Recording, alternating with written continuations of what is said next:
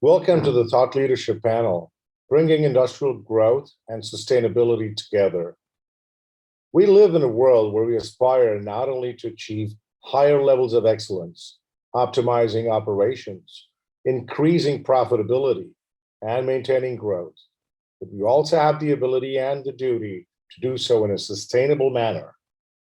Leaders of today, both in public and private, will chart the course how we balance these aspirations yet secure the holistic future for human race and planet. And some key components of technology which can help us facilitate this are cloud-based or AI-enabled, while others use visualization and insights, smart solutions, and robust platforms, which help us collaboratively solve the challenges and achieve the growth goals using geolocation data and tools. As they say, closed ideas die in darkness, so let's welcome the industry panel of leaders. We can share the ideas together in this forum. I am Girish, Joshi, board advisor to the Earth Archive and podcast producer for Podacity, and I'm the moderator for this panel. I thank all our industry sponsors and supporting organizations for making this happen, as well as making it free of cost to all global attendees.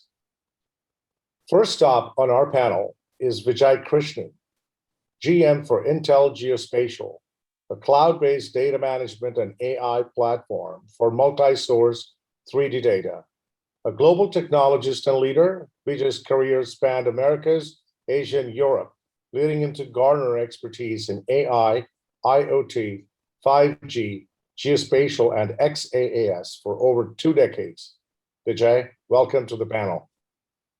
Thanks, Girish, and I'm really excited to participate in this panel and also to follow the rest of the event. Thank you. Thank you. I have a lot of respect for the next brand, which has truly been part of every aspect of sustainable growth and global industrial revolution, Trimble. We're glad to have Keith Peterson, Product Manager Geospatial, joining us from Vorarlberg, Australia. Hope I pronounced that right. Keith brings valuable global experience to the community via his diverse experience in the GIS field. Keith, thank you for joining us from across the pond. Thanks, Girish. You were slightly off. It's Austria, so other continent, but close enough there. And I'm really happy to be with you and follow up on the great talks that we've had already this morning. So thank you. My apologies. I did say Austria. Maybe it came out as Australia. If I were to attempt to introduce our next guest, I would compare him to a sleeper car you see at a traffic light, which when the light turns green, smokes out the Porsche Carrera 911 Turbo S.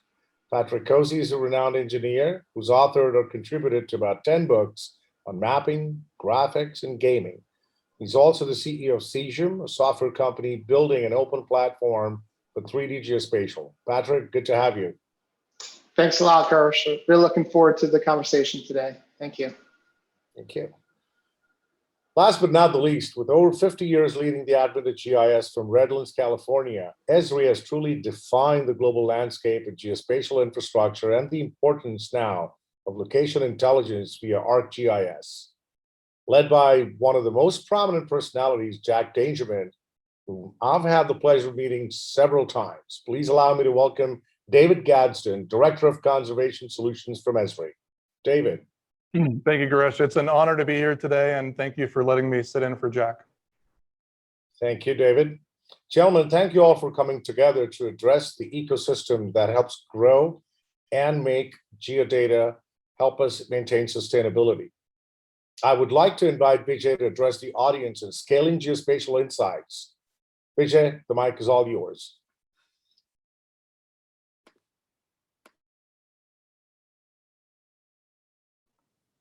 Thanks, Girish. Really appreciate the introduction, and let me just get started here in a second. Give me just a moment here. Having some trouble with my screen. Let me just get things out of the way and get going here.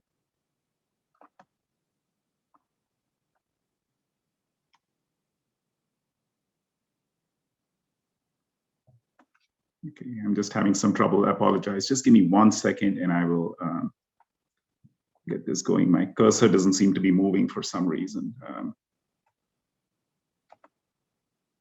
All right, finally. All right, so apologies for that. So in terms of the topic today, from Intel, we're talking about scaling geospatial insights. For many of you, the fact that Intel has a SaaS offering is probably new news. We are a new business, barely 6 months old now. In terms of the topic itself, I think I just want to emphasize the word scaling for me and for our business. Actually, when we look at our vision, there are two very important elements that fold under this concept of scaling. The first of which is ensuring that geospatial insights are really pervasive, not just the domain of GIS experts or data scientists, but really available for a much broader audience. So I think that's one important concept for us. The second important concept for us is around affordability. We want to make sure that we as a company working with the industry are really driving scale through affordability as well. So with that, I want to use this slide here to talk about the title of the panel and just sort of connect the dots. From our perspective, industrial growth and sustainability are often at loggerheads. If you really want to maximize industrial growth, you may or may not be addressing all of the concerns you have around sustainability. And geospatial insights, especially when it's done at scale and is provided in a pervasive manner, becomes a really powerful tool. It can deliver industrial growth, it can deliver sustainability, it can also allow for the choice of the optimal balance between the two. So it really becomes in many ways one of those critical components that really bind together industrial growth and sustainability. And that then begs the question, how do you actually deliver geospatial insights at scale? From an sort of environmental point of view, if you look at the last decade, tremendous advancements in remote sensing. If you look at satellites, all the different kinds of sensors that are available, and really the rapid refresh, you can cover the entire globe or any part of it that you want with the frequency that could be running in the hours or on a daily basis. That's possible today with satellites. Manned aircraft, I think we heard earlier in the discussion about capturing LiDAR data through manned aircraft. Certainly the kind of resolution you have for the big cities and also just for broad terrain in general, it's tremendous. And then if you look at drones, they allow you to go really close up and look at assets, not just tops down, but also give, where needed, a 360-degree perspective is possible. Again, manned aircraft and drones are increasingly bringing LiDAR to mainstream use cases. And then lastly, I think we are seeing a trend also where terrestrial data capture through vehicles and also through mobile devices is coming together. So just overall, we're getting better and better at capturing data related to the Earth at scale. From our perspective, once you have that, and on this slide, I'm showing it on the left-hand side, it's just a visual where we're showing an RGB orthomosaic that has a LiDAR 3D overlay on top of it. And you can see a number of small pins and icons. That's some of the data that's captured by vehicles running with Intel's Mobileye technology. But really, this multi-source data and the explosion of that data is a really important building block. But data and insights still have a gap. And in order to convert data to insights, we believe technology has two very, very critical offerings that we must take advantage of. The first of this, on the right-hand side of this slide, is really cloud computing. And with the scalability, the flexibility that cloud computing offers, it's a tremendous opportunity to collect data that runs into petabytes or exabytes, and to really manage that data and allow for users to work with those data sets over the internet. So, Patrick Cozzi speaking later as well, he'll talk about some of the breakthroughs in visualization that make it possible. So just cloud computing and the associated technologies there are tremendous value. And then in the center, what we're showing is just a visual of some AI, but AI now has the power to really bring insights at scale to end users. And Intel as a company, we've invested multiple billions of dollars. We acquired Habana Labs. We have large teams that work on this. And we're fortunate at Intel Geospatial that we can bring some of those resources to bear. But I also want to emphasize AI is not something that we want to do ourselves. We actually look at the partnership model as being even more important. So, this context and the fact that the industry is now at an inflection point where we can take advantage of these three big pieces to really drive the next generation of capabilities. That actually was really the basis behind the launch of Intel Geospatial. We've been working on this platform for the last 3 years, and the launch 6 months ago was just a starting point for how we want to go commercial and take this product moving forward.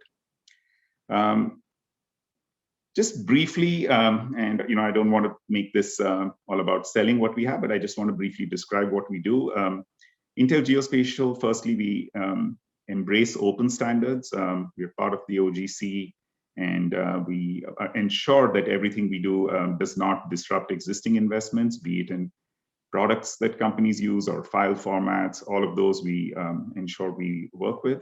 Multi-source 3D data is a fundamental pillar. Cloud native, that's important in terms of how we're architected. We have a data lake. We built an architecture that can manage massive data sets and manage them with performance.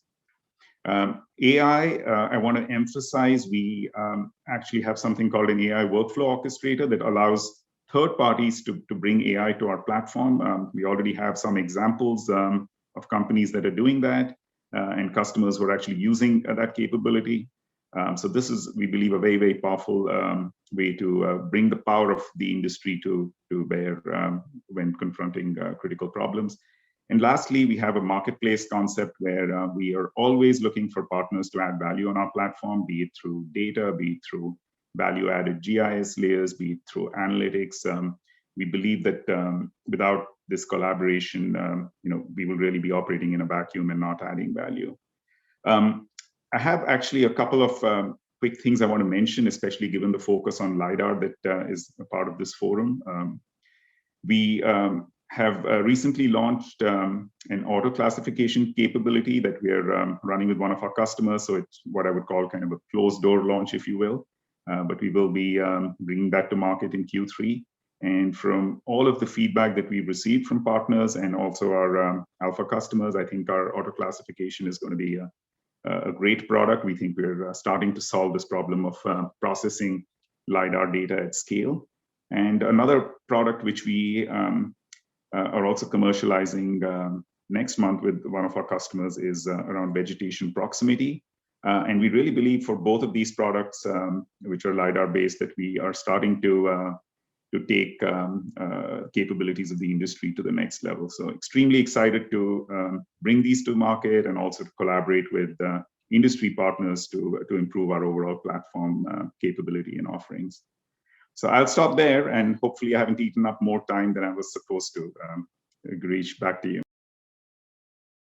Thank you, Vijay, for the great insightful talk and the introduction to Intel's geospatial capabilities. I'm sure we can further the discussion in the Intel Geospatial Lounge, where you and Intel folks will be available to network with our attendees. Next up, let's hear from Trimble, from Keith Peterson, about Trimble Ecognition, automating analysis and aid conservation and sustainability projects. Keith? Sure. Just have to get the screen sharing back. Right, it's over here, and I can good to go. There you go. Okay. Excellent. All right, hope you can all see my screen and hear me well this evening. Like said, I'm coming from overseas on this connection, so sometimes it can break up. I really wanted to look at take sort of a deep dive into some of the offerings we have at Trimble, specifically the Trimble Ecognition software, because I am the product manager for the software. It's what I know best at Trimble. But to set to set the tone, just for those of you that are not familiar with Trimble, we are a large organization. We're now over 11,000 employees spread across 40 countries. And over the years, we've really been forming great relationships with customers all over the world, really in 150 plus countries at the moment. Part of what we're doing here at Trimble, we have these three big focus areas: are the what, the how, and the why, the positioning and sensing, the modeling. And where I'm going to get into here this evening, or at least my evening time, is the analytics. Part of course, the goals that we have as a technology provider is also influencing the world. Our motto here, transforming the way the world works, but also getting that on a sustainability and conservation level. And we can see here that our solutions are really enabling greater accuracy, reducing rework times, and increasing efficiency across the board. And it's at the end is been calculated out to yield incredible fuel savings, and preventing 7 million metric tons of greenhouse gases. That's so the greater impact at say the overall high level of what we're doing at Trimble. And what I want to focus on is how on a product level, at an Ecognition level, what we're doing, or what our customers are better at doing. For those of you not familiar with the Ecognition product, Ecognition is a feature extraction platform where we transform geospatial data into valuable information. And we are built around two core concepts. One that we've heard a bit is the concept of data fusion, where we can input raster, vector, and of course LiDAR as point cloud data, but we're also able to sort of communicate within those different data sets. Another key aspect of our Ecognition software is this concept of method fusion, where we provide the users access to different types of cutting-edge technology in terms of image interpretation, feature extraction, from knowledge-based, where we really have our roots in object-based image analysis, knowledge-based classifications, through to supervised, unsupervised computer vision, and of course now with the huge surge of deep learning and AI, bringing those on and allowing users to really flow through all of these in a single workflow. I've put together a couple of great examples of work that our customers are doing. I wish I could spend much more time. You could talk for hours on each one of these projects, but we have here three examples from all different sectors of where our customers are working: the commercial area, education, academia, through down to nonprofits.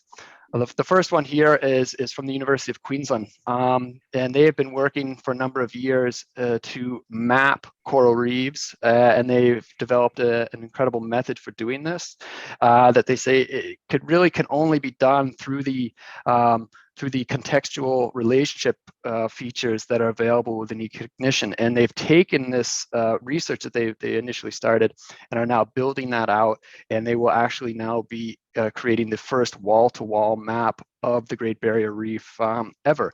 And that is being done, and we're very proud to see them doing that on sort of the backbone of the Ecognition technology and sort of these traditional elements of object-based image analysis. Another great series of projects, actually, these have just been kicked off with a partner of ours in Norway. These projects are happening in northern Norway, along the coast of Russia, as well as in the Caspian Sea area. And these are all aimed at detecting plastic and debris litter, either on the surface of the water or below the surface of the water, and that's the really revolutionary thing here, is we're seeing a whole combination of these different technologies: UAV, aerial, satellite, submersible sensors, coming together in these different projects to find these areas of concern, in part these ghost nets, so those old fishing nets that get washed up on shore or are floating on the ocean surface. And they've been working in three different project areas now, kicking off Malinor, another project called Cryptic, and then the Seafarer Micon. And these we're going to be following quite closely over the next year as they really start to yield and publish their results. So exciting to see our technology working in this area as well.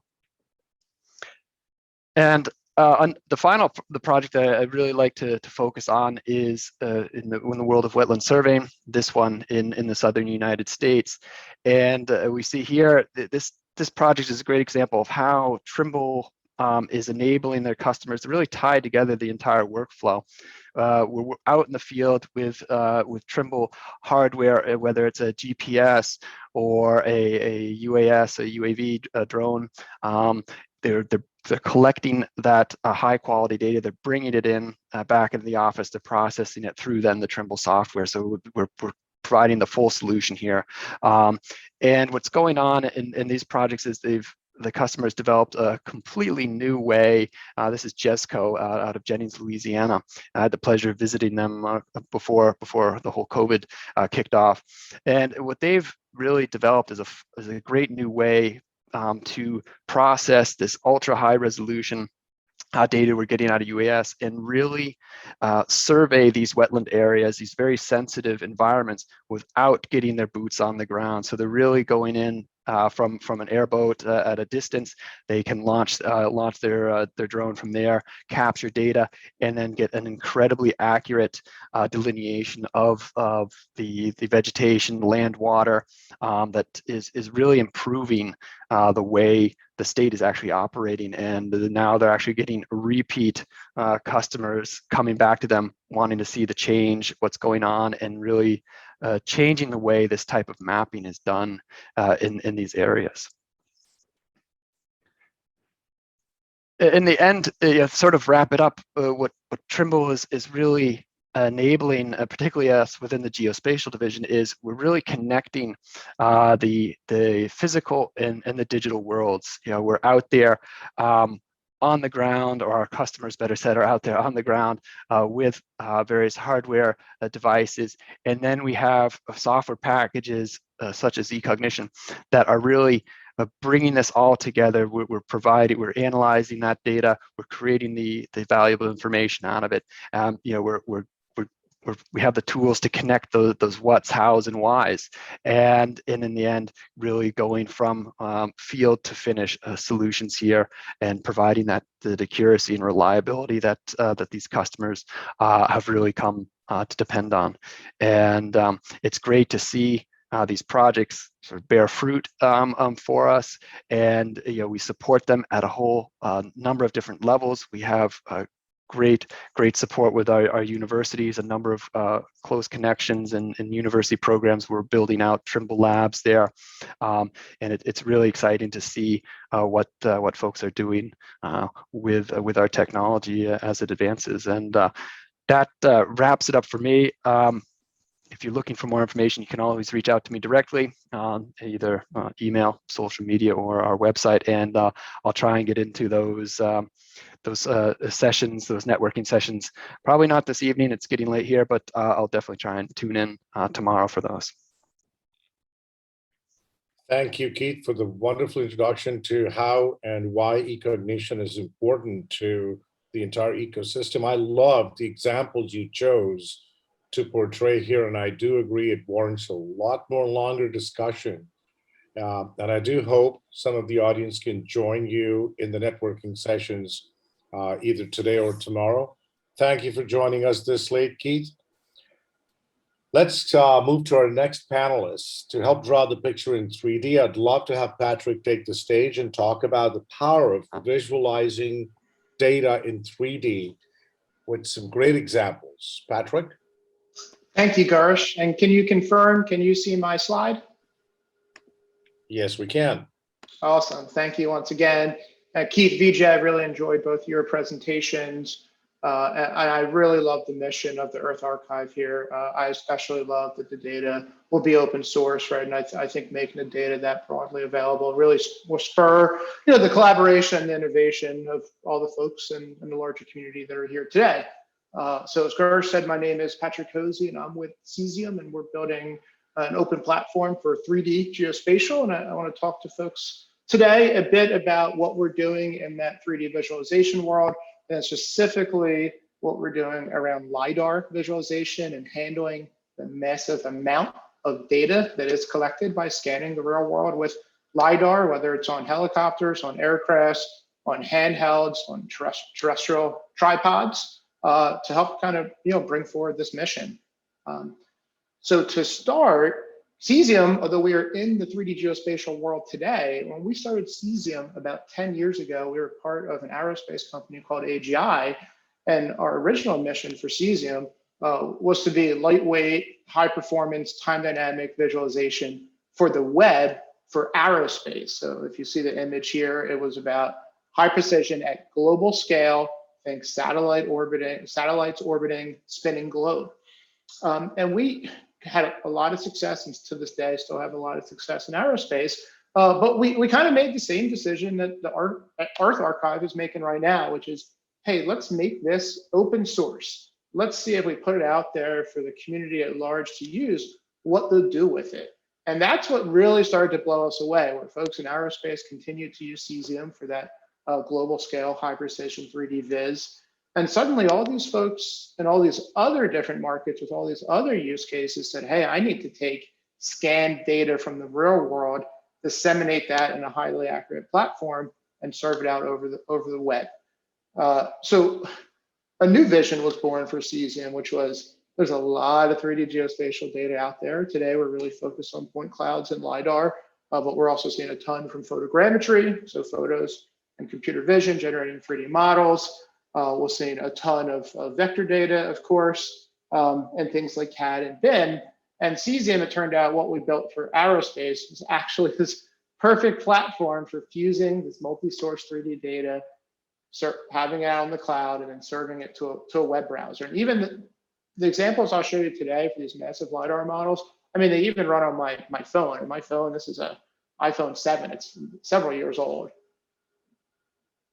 So, and we've done all this by applying computer graphics to geospatial. I think a lot of folks think that myself and Cesium, that we're mapping and geospatial folks. I actually think of myself as computer graphics. I wanted to make video games in high school, and we are taking techniques from computer graphics and from movies, and we are applying those to solve the 3D geospatial challenges. And we're doing it, as I said, with full open source visualization on the client, both bespoke visualization engines, as well as now utilizing the game engines. In fact, we've been doing a lot of work with Epic Games. You may know them as the makers of Fortnite, and they also make a game engine called Unreal Engine.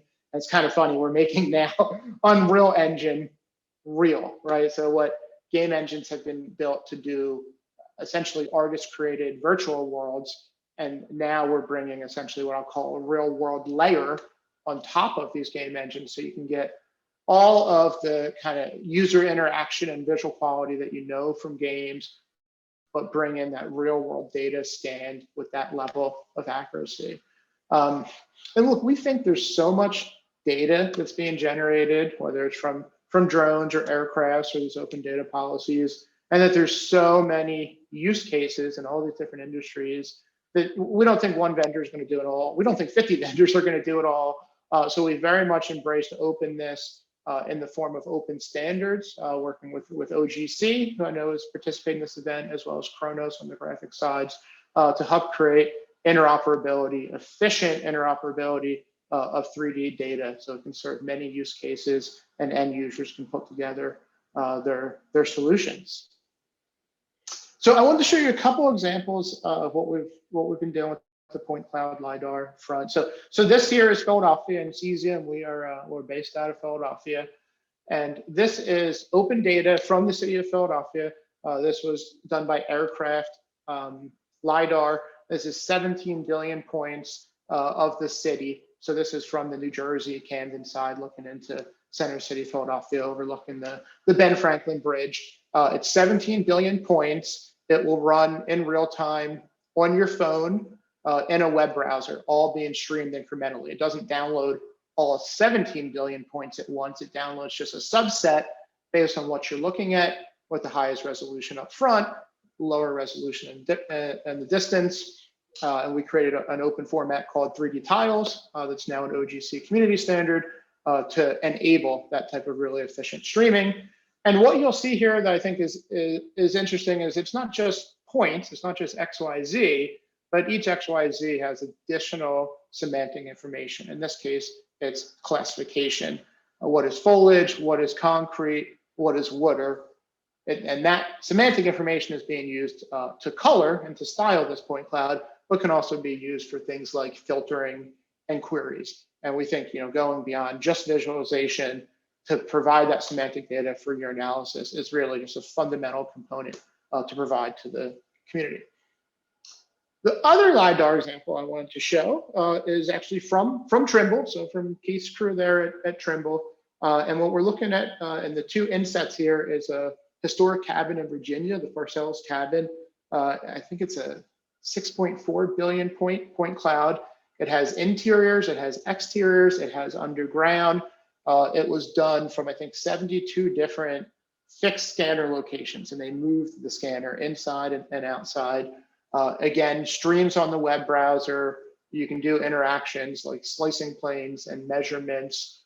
Take a very large, the point is we take a very large raw point cloud data set and then make it efficiently streamed for end user use, kind of in the same way that kind of Netflix can stream video. Here we are streaming 3D LiDAR. The last point I wanted to leave folks with is Cesium. We're all about taking the graphics innovation, bringing it into that 3D geospatial world. So on the hardware side of the house, we do see fully immersive virtual reality and then wearable ARs, augmented reality, coming of age, right? So I think the data that's being collected for Earth Archive really could have some very valuable VR and AR use cases. So I really enjoyed the presentations this morning and the whole snake story. I am terrified of snakes and both quite excited and quite nervous, but you could imagine, right, VR of the Amazon fully immersed for education, for inspiration, I think would be a really amazing tool to build awareness around the effort here. And then also AR, which is still a little farther out, but is still, Microsoft has the HoloLens 2 that's being used for some enterprise cases today. You can imagine going into the Amazon, as we saw all the photos from earlier today, wearing the AR headset and using the Earth Archive point cloud as essentially the base digital twin, where you only have 5 or 10 feet of visibility, but you can get some augmented information about that environment. So once again, thank you all for having me today. I'm really enjoying the discussion. I'm happy to be here. Thanks, Girish. Thank you, Patrick. I do envision technology from Cesium as well as your vision helping Earth Archive, as well as when the data comes on board, come up with some really cool stuff, even if it's just in gaming. Thank you so much for bringing out these great examples. Rounding out our panel is David, who will share with us how resilient ecosystems and an integrated approach is needed to address land use practices and conservation of rapidly depleting natural sources. David. Thank you, Girish. It's an honor to be here today at Esri. We've been thinking about the need for many years for a nervous system for the planet. And today we'll talk a little bit about some concepts around the infrastructure that might support that nervous system. As we all know, our world is facing incredible challenges. We are now approaching a human population of nearly 8 billion people. The way that we've modified the Earth's surface has left very little space for nature. And that causes not only a massive decline in species, but threats to the ecosystem services that benefit humanity: clean air, clean water, even our food systems. So what we're doing now is we're really aligning with organizations that are working to create space for nature, in addition to many operational applications of GIS for the benefit of specific biodiversity projects. But we're very excited about 30 by 30. We're even more invested in the long-term goal of Half Earth and our work with E.O. Wilson and the Half Earth Project. But as an intermediate step, there's over 60 countries that have committed to preserving 30% of land and water by the year 2030. And they're committing to doing that in a way that not only protects biodiversity and stops this radical decline that's underway, provides space for nature and climate adaptation, but does so in a way that's equitable, that's not putting further pressure on marginalized or underprivileged communities that we often find adjacent to natural areas. Now, in the call for 30 by 30 in the US government, for example, there's a call out for a very localized, regional, and voluntary stakeholder engagement process to work towards 30 by 30. So what we're thinking about here in our contribution is not only how does geospatial technology help advise that decision-making process, but how does geospatial visualization help set the table for multi-stakeholder discussions that'll be needed to find lasting solutions to these conservation and biodiversity preservation challenges. Our work over the past several decades has been to focus on serving a conservation community that is now very significant, very diverse and global in nature. We align and partner with the leading institutions around the world that are taking on these incredibly complex challenges. Challenges that are interdimensional, they are interrelated, they're compounding upon one another, and they're all being accelerated under this pressure of climate change. So Esri works not as a software vendor, not as just a tech company, but as a peer to these types of institutions that are working on these wicked problems, or as we might say in Southern California, gnarly problems. A lot of our focus has been on operations and just simply helping protected area managers be more efficient in their work. So we've got mobile devices in the field that are simply collecting information that's feeding real-time dashboards. As information comes in, there might be a dynamic analysis that looks at dimensions of a given event and trends, even predicting what might be coming forward. And that's all powered by ArcGIS, the most comprehensive geospatial platform that exists. That's because it's been under continuous software development for over 50 years. We serve a very large community of hundreds of thousands of organizations and millions of users. We serve those users. We listen very carefully. We listen to their needs. We update the platform incrementally to serve their interests. We're also paying attention to trends in IT and evolving capabilities and bringing those to the global geospatial community through our software development efforts. Our work in spatial analysis has been fundamental from the very beginning of map overlay back in the 1970s. We believe that there are valuable insights that can be derived when we take in multiple data feeds, different data sources. We use geographic science to analyze those and develop information products on the findings. Increasingly, IT is helping us, increasingly AI is helping us accelerate some of those analytical approaches. And our work with AI is not only developing our own tools, it's connecting through open science to the leading offerings that are out there. Increasingly, we're taking AI-powered tools and we're embedding them into our collection of content offerings. So they're simply usable tools for our users to use at scale, rather than a research exercise or a very complex spatial analysis by a GIS professional. It's actually commodifying AI as a tool for everyone. And that's significant at scale, serving the community that we focus on. Increasingly, our analytical capabilities are 3D. 3D is persistent across the platform. So regardless of the type of input, being able to organize that content into well-structured open standards, and then to publish that information into the apps where we might invoke analysis, advanced visualization, we might care and feed for other data workflows that are going to be informed by that 3D content. So it's no longer sort of ArcGIS and then a 3D extension off to the side. 3D is very much proliferant across the ArcGIS platform today.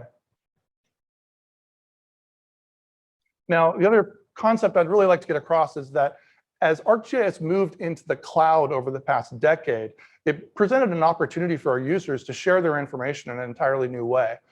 Many public institutions, research institutions had an obligation to provide their data to the public. That was often on an FTP site. You kind of had to have, a bit of training even to know where to find the stuff. Over time, our users have poured in over 40 million items into ArcGIS Online, Esri's cloud platform. And it became important for our team to help begin to curate and optimize the most authoritative and useful content within that collection to help our users accelerate more quickly in their work. So there's a few examples. We pulled down Landsat and Sentinel continuously. There are global imagery services of the world. Those are multi-band imagery collections served via web services. So in the end user client, even if that's a web browser, that supports remote sensing analytics and workflows. That's because it's all powered by this geospatial engine in the background. But of most interest of the Earth Archive project is a continuous elevation model of the world. That is developed through our Community Maps program. That is one of many programs that Esri uses to build maps of the world by working with our users to aggregate their data into something greater for everyone. It's very important to note that Esri does not take ownership of that data. That is basically an activity that we develop together for the benefit of everyone. If at any time any of the contributors wanted to take a step back, that's perfectly okay. We do this because it provides benefit to our users, both individually as contributors. For example, in imagery, they fly a large imagery or LiDAR project. They don't actually have to publish that back to all of their users. That, sorry. So there's a benefit there in that regard. Forgive me. I am out of time. So the final comment is that regardless of who you are or where you're working, there are many Esri special programs that make our technology accessible and affordable. Our nonprofit program, the conservation program I help manage, has been running now for 30 years. In time of disaster, we're there for our users, and any nonprofits around the world get access to our tools at very low cost. Thank you all very much, and it's a pleasure to be here today. Thank you, David, for sharing literally in about 6 or 7 minutes everything that Esri does, especially in conservation, as well as talk about ArcGIS being a robust platform. I don't think I've ever seen Jack be able to do that in 7 minutes. So pat yourself on the back. Just don't tell him. I'm not going to tell him that. Me neither. Thank you, all my panelists, for keeping to your time, as well as really showing how a cloud or AI-based solution can bring geospatial insights, or visualization can bring better optimization, or a robust platform connecting disparate data sources. This is important in what the Earth Archive is trying to do, as well as other companies that will utilize this data will try to achieve and build solutions in the future. We do have some time for questions, and I'd like to start with Vijay, if you can switch on your camera. You mentioned about marketplace and always trying to find partners to work with in order to build better solutions. How does your Intel Geospatial software interoperate with other products? Care to share some insights on that? Sure. Thanks for the question, Girish, and thanks also to all the other panelists. It was just great hearing how each of these companies and individuals is sort of working in this space. So yeah, I just want to say that when we conceived Intel Geospatial, we were definitely, our focus was ensuring that we take advantage of the power of the cloud, take advantage of Intel's ability to drive compute at really, really large scale. And then when it came to looking at how we interoperate, one of the things that we did soon after our launch was join OGC. We collaborate with companies that build AI. We're actually allowing them to have very simple containerized sort of implementations of their applications that they can bring to our platform. We also, for example, work with all the data sources. We've taken all the USGS data for the entire United States, and we've ingested it on our platform, and it's available on our platform. So when you look at how we work, we have not asked any of our customers to actually take away any applications or any data sets. We've simply found a way of embracing what they already have. So I think that's actually very, very fundamental to our philosophy for how we operate. Thank you for the answer. I also remember you mentioning some work that Cesium's done with Intel Geospatial, or how you've collaborated using technology. So my next question kind of follows to Patrick. Patrick, you've championed open standards. You're building bridges across many verticals. I know personally myself with automotive, gaming. You're very deep entrenched into the AC industry. Where do you see Cesium bring value with partners like Intel Geospatial to archaeologists or students, conservationists? Yeah, Girish, it's a great question. And for Cesium, our vision is simple, right? Is to realize the potential of 3D geospatial.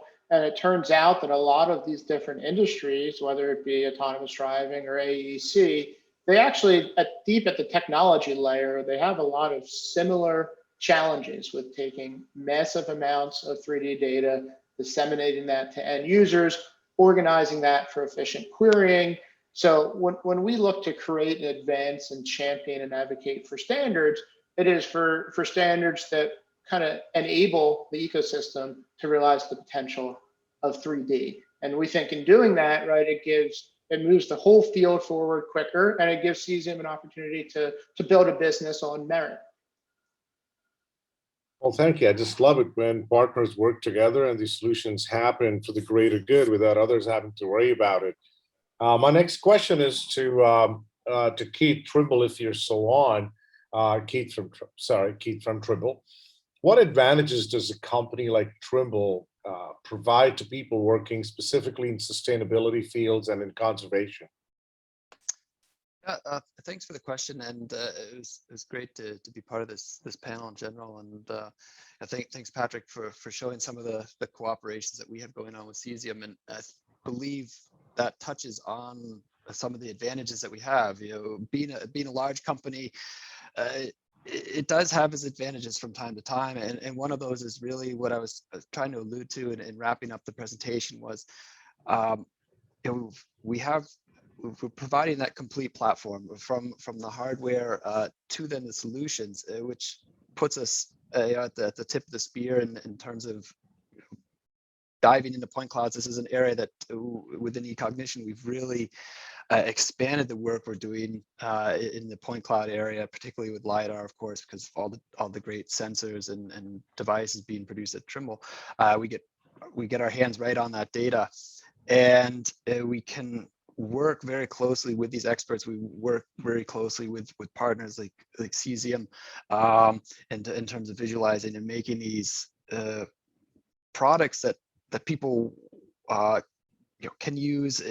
There was a comment earlier with the ease of use, and making something easy to use, easy to understand, and that's where we're excelling at Trimble, or we're trying to excel, and we are investing quite a bit in our R&D. I think it was 400 million in 2019 alone, is to really provide access to our technology,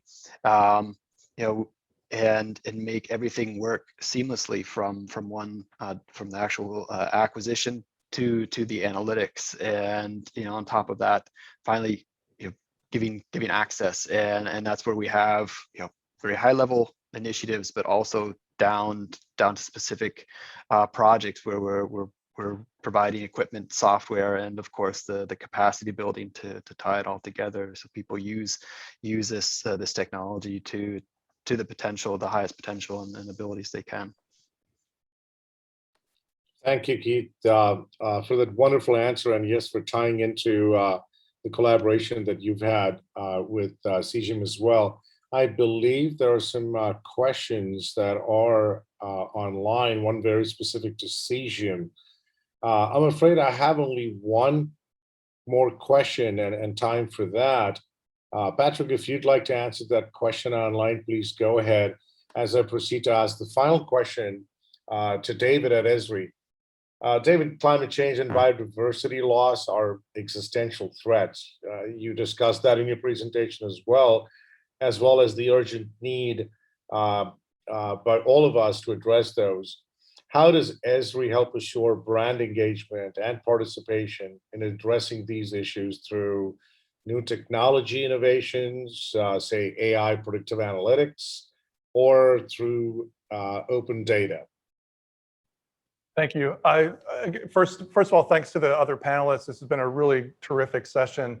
On that topic of inclusion and integration, I believe our challenge today is, how do we take these powerful technologies and bring them all the way down into communities so that everyone feels empowered by better geographic understanding? And as some of the other panelists have mentioned, even just recently, apps and simple experiences are still equal participants in a geospatial infrastructure. And that will become essential when local challenges like 30 by 30 or climate-related crises that come to every one of our neighborhoods as we move forward in time where people have to come together and find common ground.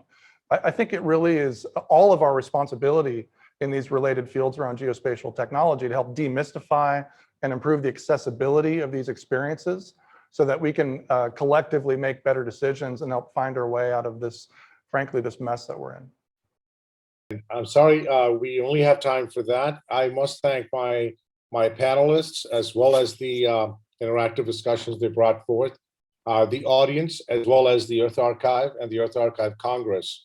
Over to you, Chris.